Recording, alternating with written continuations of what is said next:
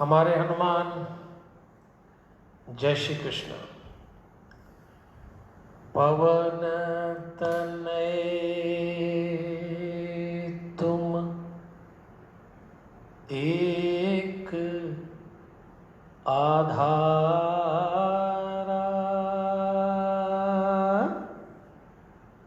कथा कहूँ मैं मति अनुसारा। वक्रतुंड महाकाय सूर्यकोटि समप्रभ निर्विघ्नं कुरु मे देव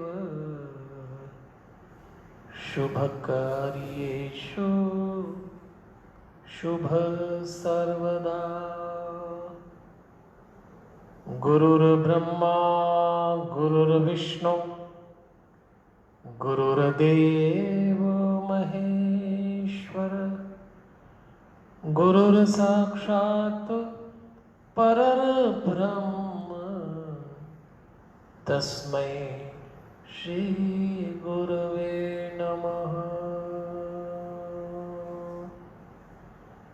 नमो भगवते वासुदेवाय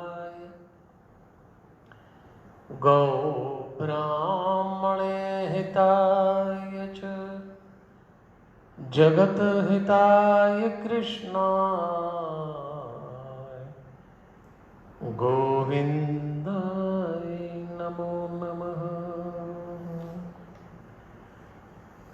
वसुदेव सुतं देवं कंसचाणूरमर्दनं देवकी परमानंदं कृष्णं वंदे जगद्गुरुं। कृष्णं वंदे जगद्गुरुं। कृष्णं वंदे जगद्गुरुं। नारायणं नमस्कृत्य नरं चैव नरोत्तमं देवीं सरस्वतीं व्यासं ततो जयमुदीरये।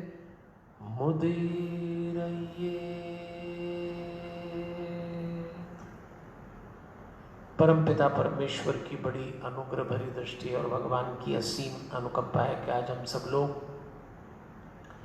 श्रीमद् भागवत महापुराण के 12वें दिन के प्रसंगों में प्रवेश कर रहे हैं। आप जहाँ भी विराजे हैं वहाँ परमात्मा के प्रत्येक स्वरूप को प्रणाम करते हुए देवलोकवासी स्वामी नारायण देव तीर्थ जी का पुण्य स्मरण करते हुए स्वामी सत्यमित्र आनंद गिरी जी को वंदन करते हुए जोना पीठाधीश्वर आचार्य महामंडलेश्वर स्वामी अवधेशानंद गिरी जी को नमन करते हुए भक्ति भारती माँ प्रेमा पांडुरंग जी का पावन स्मरण करते हुए श्री रविशंकर महाराज रावतपुरा सरकार को नमन, परमधाम पधारे हुए पूज्य पिताजी वल्लभदास जी को वंदन और आप सबके भीतर बैठे हुए दिव्यात्मा को सादर प्रणाम करते हुए वैष्णव का परम धन, साधु संतों का चिंतन, विद्वानों का मनन, भक्तों का वंदन, भारत की धड़कन ये महापुराण, इसकी रचना व्यास जी ने तब की जब ब्रह्मा जी ने उनको अपना ज्ञान सौंपा। उनसे सुखदेव जी को मिली। सुखदेव जी ने ये कथा परीक्षित को सुनाई थी क्योंकि 7 दिन बाद शापवश तक्षक नाग उनको डसने वाला है। यही कथा नैमिषारण्य वन में शौनकादि ऋषियों को सूत जी सुना रहे हैं। कल हमने विचार किया था भगवान की गृहस्थी में रुक्मणी देवी जी को थोड़ा सा अभिमान हुआ और अहंकार तो भगवान किसी का नहीं रखते। भगवान ने माँ रुक्मणी जी का अभिमान दूर किया था और यही हमने कल पति पत्नी के आंतरिक रिश्तों में मनोवैज्ञानिक आधार पर चिंतन किया था और कथा का समापन हुआ। चलिए आज भगवान की संतति का वर्णन सुनते हैं। भगवान के यहाँ प्रद्युम्न हुए, प्रद्युम्न के यहाँ अनिरुद्ध हुए। भगवान के बच्चों का वर्णन भागवत में आता है और भगवान की एक बेटी भी हुई, चारुमती नाम की। और चारुमती का विवाह भगवान ने किया था बलि से। बलि बेटे थे कृतवर्मा के। अच्छा चलिए देखिए, समझने वाली बात है। भगवान के एक बेटे का नाम सांब भी था। सांब ने विवाह किया था दुर्योधन की बेटी लक्ष्मणा से। दुर्योधन भगवान को बिल्कुल पसंद नहीं करते, एक तरह से शत्रु ही था। लेकिन अपने विरोधी, अपनी शत्रु की बेटी को भी अपनी बहू बनाया। और यहाँ अपनी बेटी किसको दी? बलि को। ये वही कृतवर्मा है जिन्होंने भगवान के ससुर सत्राजित की मृत्यु में भूमिका निभाई थी। भगवान इनको मृत्युदंड देने वाले थे, लेकिन इनके पुत्र को अपना दामाद भी बना लिया। भगवान कहते हैं रिश्तेदारी निभाने में अपने बेटी या बेटे की पसंद, रुचि, योग्यता के आधार पर चयन करना चाहिए। हमारी व्यक्तिगत शत्रुता किसी से हो तो कुटुंब में उसका निराकरण करना चाहिए। ये दो उदाहरण कृष्ण जी ऐसे प्रस्तुत करते हैं रिश्तों के कि सचमुच हमें सीखना चाहिए कि बहुत बड़ा दिल रखना पड़ता है। और इतने बड़े घर परिवार में कुछ न कुछ होता भी रहता है। आज हमारे घर परिवार में ऐसा कभी हो जाता है, भाई 5 भाई बहनों का परिवार हो, 10 भाई बहनों का हो, 2 भाई बहनों का हो, फिर उनकी शादियां होती तो उनके रिश्तेदार, और ये जो मिक्सिंग होती है इसमें कोई ना कोई कैरेक्टर ऐसा भी आ जाता है कि यदि आपने उसके प्रति सावधानी न रखी तो आपके संबंध बिगड़ सकते हैं। तो भगवान के पौत्र अनिरुद्ध का एक विवाह रोचना नाम की राजकुमारी से भी हुआ था।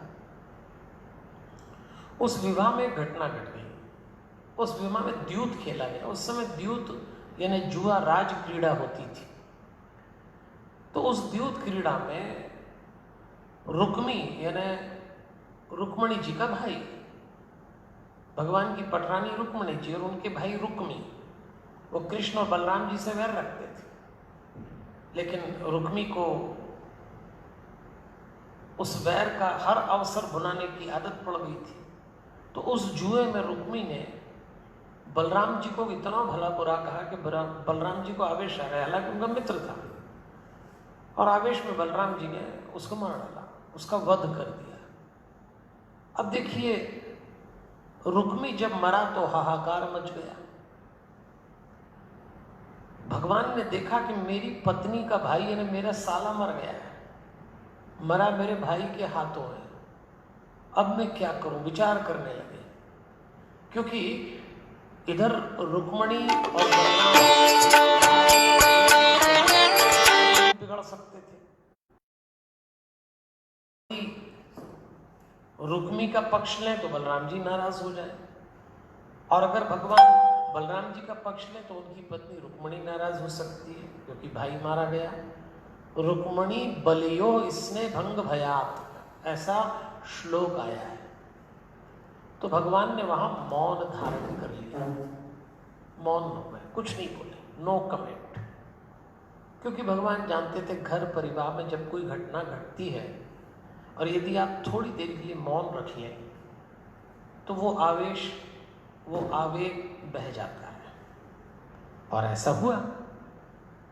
तो देखिए, यही ऐसी ही घटनाएं हमारे घर परिवार रिश्तों में घटती रहती है।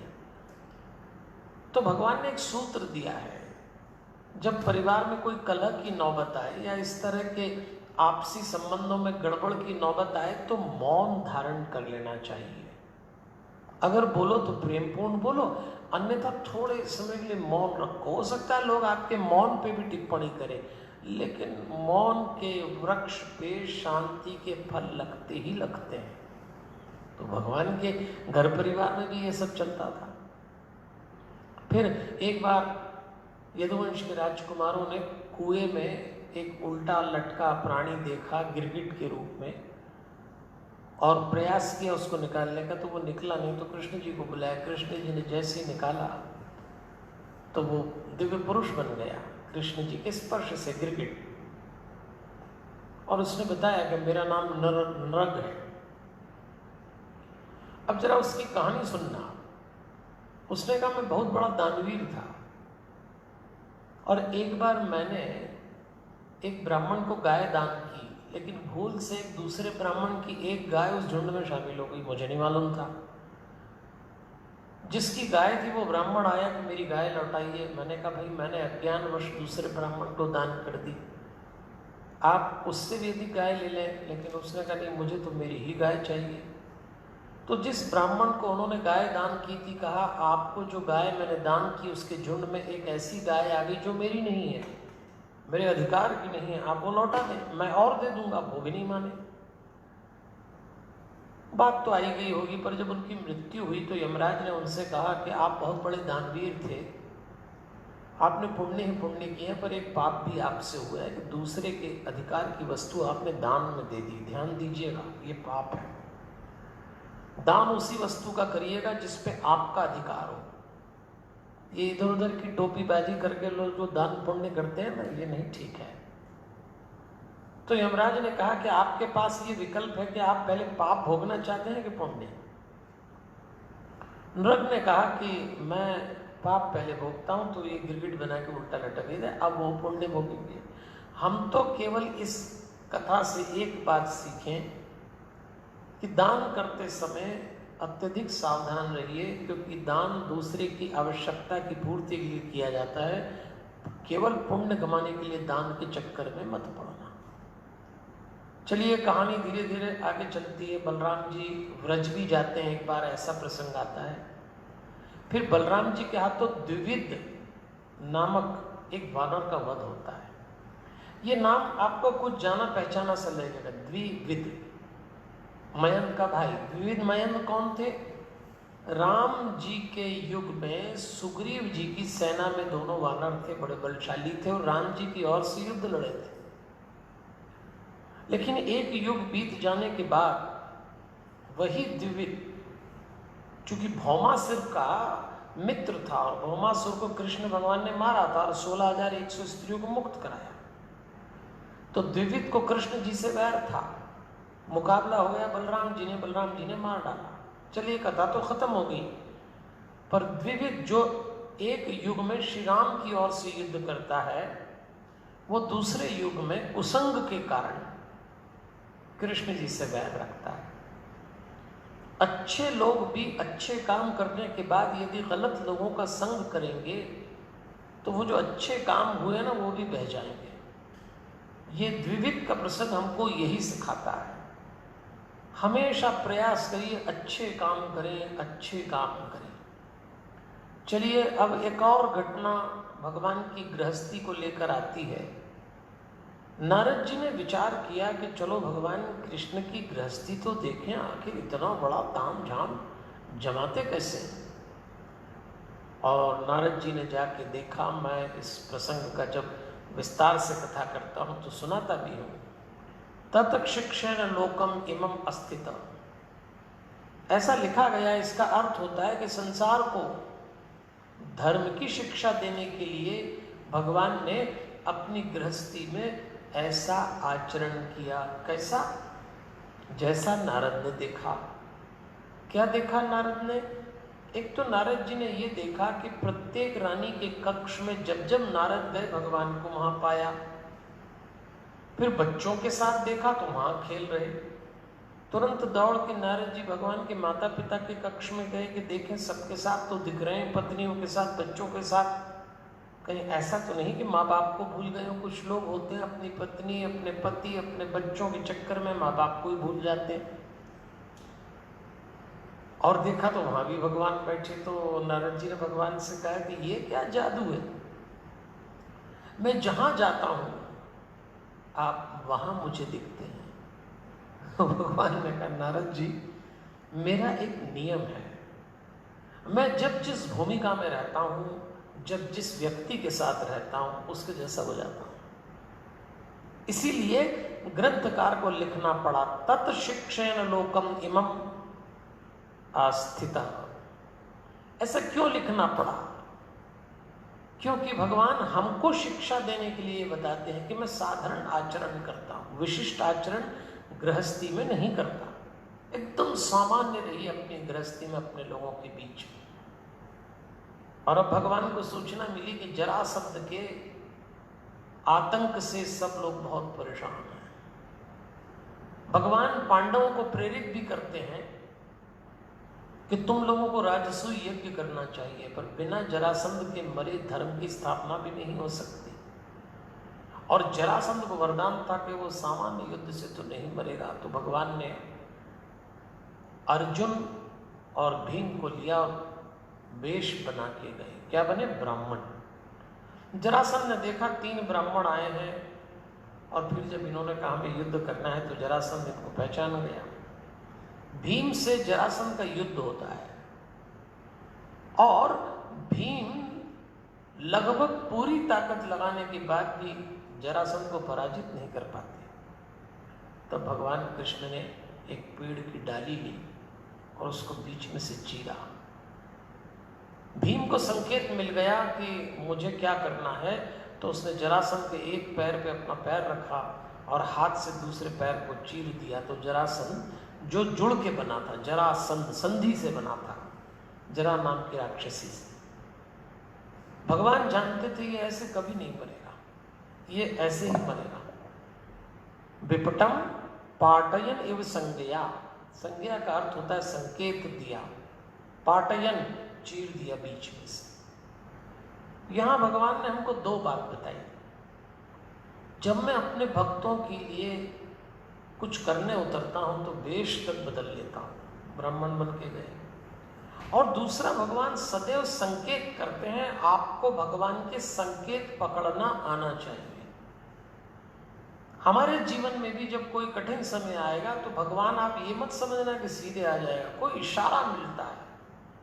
वो इशारा आपके पत्नी के, पति के, माता पिता के, भाई के, बहन के, मित्र के, रिश्तेदारों के संवाद के रूप में हो सकता है, सलाह के रूप में हो सकता है, सहयोग के रूप में हो सकता है, पर भगवान इस संकेत देने की बड़ी प्यारी अदा है और इसको समझना पड़ेगा। पांडव विजयी हुए, राजसूय यज्ञ किया, चक्रवर्ती राजा बन गए और एक बहुत सुंदर सा महल विश्वकर्मा जी ने बना के दिया। उस महल की इतनी बढ़िया विशेषता थी कि जहाँ जल दिखता था वहाँ थल था, जहाँ थल दिखता वहाँ जल था। और इसी भ्रम में दुर्योधन ने पैर रखा ये समझ के कि यहाँ थल है, यहाँ जमीन है, लेकिन वहाँ था जल, धड़ाम से गिरा। तो सब हंस दिए, द्रौपदी भी हंस दी। द्रौपदी ने तो कह भी दिया, अंधों के बेटे अंधे होते हैं। युधिष्ठिर दुखी हो गए थे और उन्होंने कहा ऐसे हंसना नहीं चाहिए। लेकिन इस घटना को देखते हुए भगवान भी चुप हो गए, मौन। हमारे राम जी और हमारे कृष्ण जी इस कला में बड़े माहिर थे कि कब मौन रखना। तूष्णीम भगवान, ऐसा लिखा है इस घटना। भगवान चाहते थे कि ये हंसी भी हो। वो चाहते थे कि दुर्योधन का इतना अपमान हो जाए कि दुर्योधन आक्रामक होके युद्ध की रचना करे, क्योंकि भगवान चाहते थे ये दुष्टों का विनाश ऐसे छुट्टे छुट्टे नहीं कर पाएंगे। एक बार जम के इकट्ठा कर लो। आगे भागवत में लिखा भी है कि सबको इकट्ठा इसीलिए किया था कि एक ही बार में निपटारा करूंगा।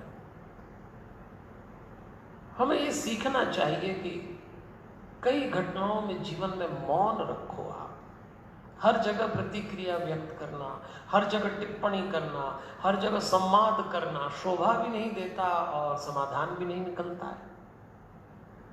इसके बाद भगवान फिर द्वारिका आ गए और अब भगवान के जीवन में उनके बाल सखा सुदामा का प्रसंग आता है। तो चलिए सुदामा प्रसंग में चलते हैं। भगवान रानियों के पास बैठे हुए थे और रानियों ने आश्वासन ले लिया था कि आप बहुत बाहर जाते हैं तो कहीं नहीं जाएंगे महल छोड़कर। भगवान बातचीत कर रहे हैं और द्वारपाल ने आके सूचना दी कि कोई भिखमंगा सा व्यक्ति आपका नाम ले रहा है और दबाव बनाता है कि वो आपसे मिलना चाहता है। चलो भगवान ने कहा ठीक है, आइए जान ले वो कौन थे। सुदामा। सुदामा कौन थे?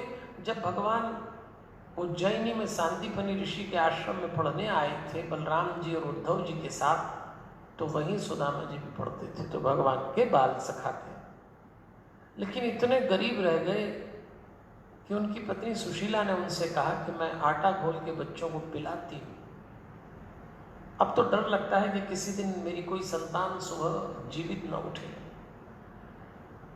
तो आप कम से कम द्वारकाधीश के पास जाके कुछ तो मांग लीजिए। उनके पास तो इतनी संपत्ति है कि यदि वो दाने का भी एक छोटा सा हिस्सा देंगे तो हमारी पीढ़ियां तर जाएंगी। परिवार की पत्नी के दबाव में सुदामा वहां पहुंच गए। सैनिकों की 3 छावनियां, 3 डोरियां पार करी, 16,000 महलों को क्रॉस करके, पार करके भगवान के महल के द्वार पे पहुंच गए थे। और जैसे ही भगवान को सूचना मिली तो ग्रंथकार ने लिखा, सहसा उत्थाय, सहसा सुदामा नाम सुनते ही अचानक खड़े हो गए और दौड़ पड़े। रानियों ने कभी कृष्ण को इतना बेताब नहीं देखा था। बड़े धैर्यवान, जो काम करते बड़े ठंडे दिल से सोच समझ के करते थे। लेकिन आज देखा एकदम भागते और अपने मित्र को लेकर आ गए, बैठा के उनके पाद प्रक्षालन किए, पैर धोए। सुदामा की आंख के आंसुओं से भगवान के हाथ धुल रहे, भगवान के आंख के आंसुओं से सुदामा के पैर धुल रहे। सुदामा पैर को पीछे करता है, कृष्ण मेरे पैरों को न छुए। कृष्ण कहते हैं, मित्र ये क्या किया, तुम नंगे पैर आए हो, तुम्हारी बिवाइयां फट गई, रक्त निकल रहा है। रानियों ने यह दृश्य देखा, ये कौन नंग धड़ंग निर्धन निंदनीय निकृष्ट व्यक्ति राजमहल में उस पीठ पर बैठा है जिस पे प्रथम हमारे परमात्मा बैठते हैं, हमारे पति बैठते हैं। लेकिन भगवान ने सुदामा की बहुत सेवा की, बहुत प्रेम से रखा था। और यहां दोनों ने बातचीत भी की। आप जब भागवत पढ़े विस्तार से तो उनकी बातचीत का अलग ही अंदाज है। लेकिन उन्होंने कहा था कि 3 बातचीत की थी उन्होंने। गुरु को याद किया था, सांदीपनी गुरु को, और उस समय गुरु को याद करते हुए भागवत ने कहा है, प्रथम गुरु कौन होता है। यहां भागवत ने थोड़ी सी प्रथम गुरु की परिभाषा को बदल दिया। जब भी ये बात आती है इतिहास में, साहित्य में, विचारों में, तो प्रथम गुरु तो सब लोग बोलते हैं, प्रथम गुरु मां होती है, क्योंकि आप उसके प्रसव में रहते हैं, गर्भ में रहते हैं। लेकिन भागवत में प्रथम गुरु की चर्चा में पिता का नाम लिखा है। अच्छा, मैं जब कभी भी एक शाम माँ के नाम, मातृशक्ति, इन सब पे प्रवचन करता हूँ तो हमारे कई यजमानों के परिवार के पुरुष हमसे कहते हैं, गुरुजी हर जगह माँ को मान दिया जाता है, देना भी चाहिए, तो पिता बेचारा कुछ नहीं करता क्या? ये सवाल कई लोग करते हैं हमसे। तो उनका उत्तर यहाँ मिल रहा है। भागवत ने कहा प्रथम गुरु पिता है, दूसरा गुरु जो शिक्षा देता है, और तीसरा गुरु जो दीक्षा देता है। 3 गुरु बताए हैं जीवन में। लेकिन चलो अपन तो ये मान लें कि भागवत ने जब पिता का कहा तो माता शामिल है, लेकिन यहाँ इस विशेष रूप से पिता लिखा है। आप पढ़िएगा भागवत में, कृष्ण सुदामा के प्रसंग में सब जगह प्रथम गुरु माता पर भागवत ने थोड़ा इशारा किया। तो वो जो सारे पुरुष यजमान भाई साहब लोग हमसे शिकायत करते हैं ना, उनकी शिकायत का निराकरण हो रहा है। दूसरा गुरु वो है जो आपको शिक्षा देता है, और तीसरा गुरु जिसने आपको नाम दिया होगा। और कोई गुरु ना हो तो हनुमान जी को गुरु बना लीजिए, मैं तो बार बार कहता हूँ। और उन्होंने बातचीत भी की, और बातचीत करते समय गुरो अनुग्रहण एवं उपमान पूर्ण प्रशांतये।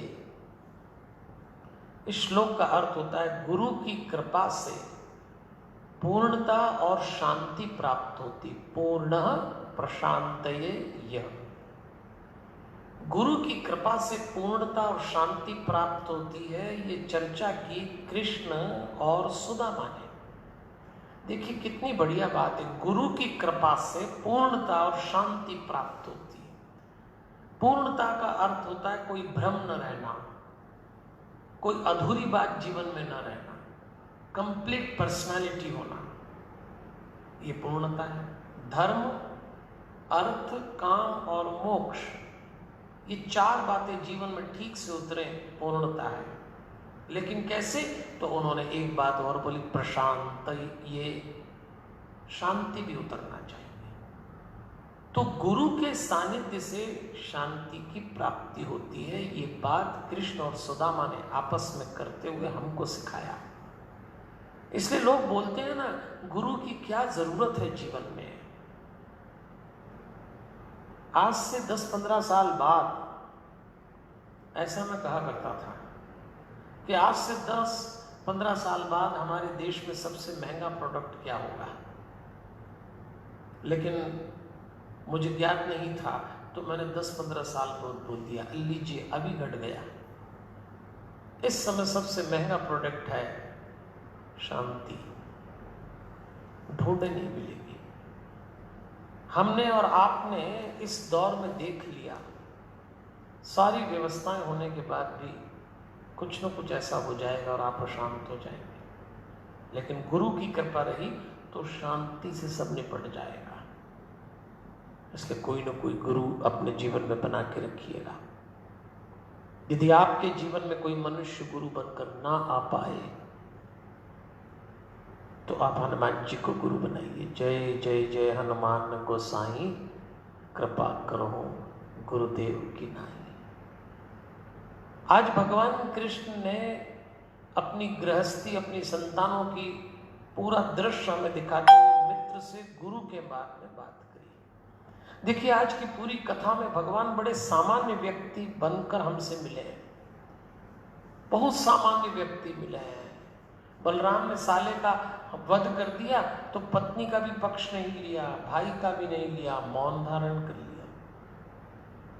नारद गृहस्थी देखने आए तो सामान्य व्यक्ति बन गए। आज भगवान ने यही हमको सिखाया है। किसी शायर की पंक्तियां हैं, आज के दौर में तो हमको भगवान से यही सीखना चाहिए। जब अल्फाज थे मेरे पास तो कलम नहीं थी, जब कलम मिल गई तो मेरे हाथ कट गए।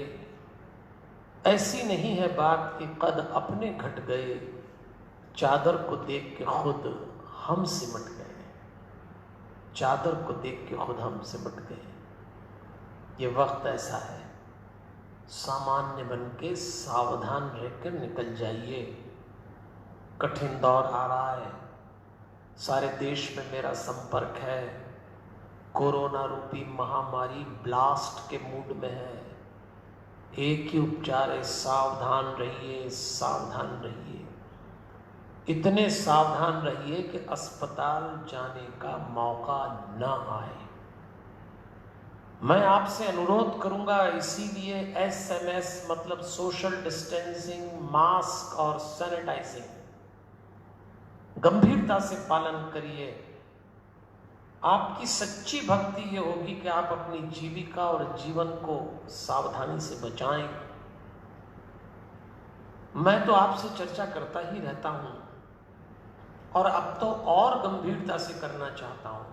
हम शांतम जैसे स्थान में हैं, अनेक लोग आते हैं, बहुत सख्ती रखते हैं हम, लेकिन फिर भी कुछ न कुछ होता है। तो कल तो हमारे यहाँ भी जितने रहने वाले हैं ना, उन लोगों का कोविड टेस्ट कराया था